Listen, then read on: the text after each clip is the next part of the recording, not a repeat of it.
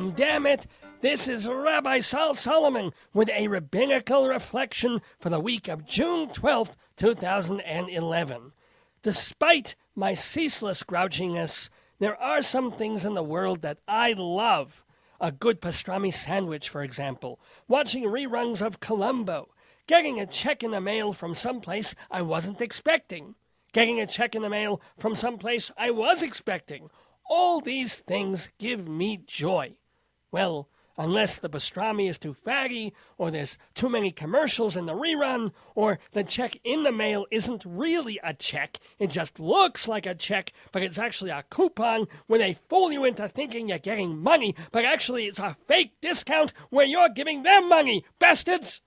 But be that as it may, some things do make me happy. And I admit I have a soft spot in my heart and in my brain for the theater. Plays, musicals, erotic circus performances, anything in which talented people are doing their best to entertain the rest of us. I remember the first show I ever saw. It was Oh Calcutta. I was 8 years old when I went in, and 27 when I came out. I recall being deeply moved by seeing Death of a Salesman. Unfortunately, the salesman was my Uncle Morty, and he died when he was hit by a bus on 23rd Street. And in 1975, my high school teacher asked if I wanted to see The Wiz. Then he took me to a urinal, and I don't want to talk about what happened next. But still, the theater, Broadway, the Tony Awards, which are happening Sunday night at New York's Beacon Theater. Oh, I wish I were there. Look at the shows that are up for Tony Awards this year. For Best Play, there's Jerusalem.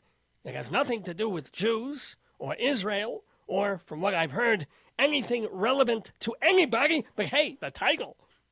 Then there's the revival of The Merchant of Venice, with Al Pacino playing Shylock, the Jewish moneylender. This is a very difficult play to pull off, because it's supposed to be a comedy. Meanwhile, the Jewish character, who just wants his money back, is mocked, humiliated, and forced to convert. Some hilarity. Too bad Shakespeare didn't write Schindler's List, or we'd have had some real giggles. And really, Al Pacino as an observant Jew? They couldn't get Steve Guttenberg? Aye. In the category of Best Actress in a Musical, we have Donna Murphy nominated for The People in the Picture. This is the story of the Yiddish theater in Poland, both before and during the Holocaust. I've heard Donna Murphy is wonderful, but really, Murphy? They couldn't get a Yid for this part?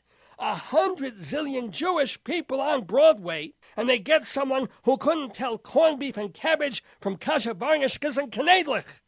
And then there's a play called The Mother Flinger with the Hat. What kind of name is that for a play? Of course, I'm bowdlerizing it for radio. Well, who can put this on a poster?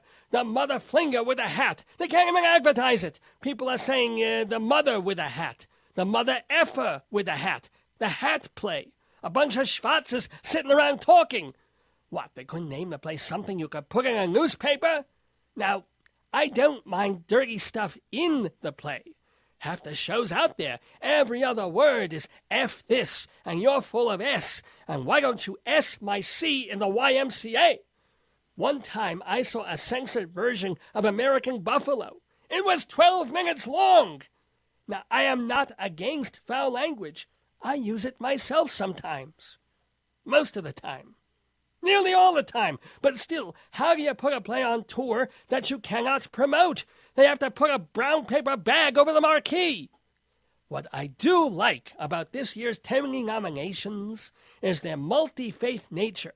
You got Shylock and the Holocaust and the AIDS play, The Normal Heart. A lot of angry Jewish people.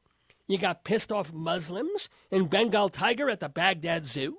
There's goofy nuns in Sister Act and sad Baptists in the Scottsboro Boys. Someone tries to kill the Pope in the House of Blue Leaves. And, of course, there's the Book of Mormon, which has people stooping frogs, raping babies, getting colonoscopies. My kind of show. It is said that if you make fun of one culture, you're a bigot, but if you poop on all of them, you're an enlightened liberal. Hypocritical as that may sound, it works for me. And if we're all going to the theater laughing at each other's stupidity, crying for each other's losses, and hurrying to be first in the bathroom at intermission, that is the true spirit of globalism, of empathy, and of sharing the human condition. I offer my best wishes to all the Tony nominees. You are all winners, even the losers. Except Billy Crudup, because he was terrible and Arcadia's boring, but the rest of you, take a bow. This has been a Rabbinical Reflection from Rabbi Sol Solomon, Temple Sons of Bitches. On with the show. Susan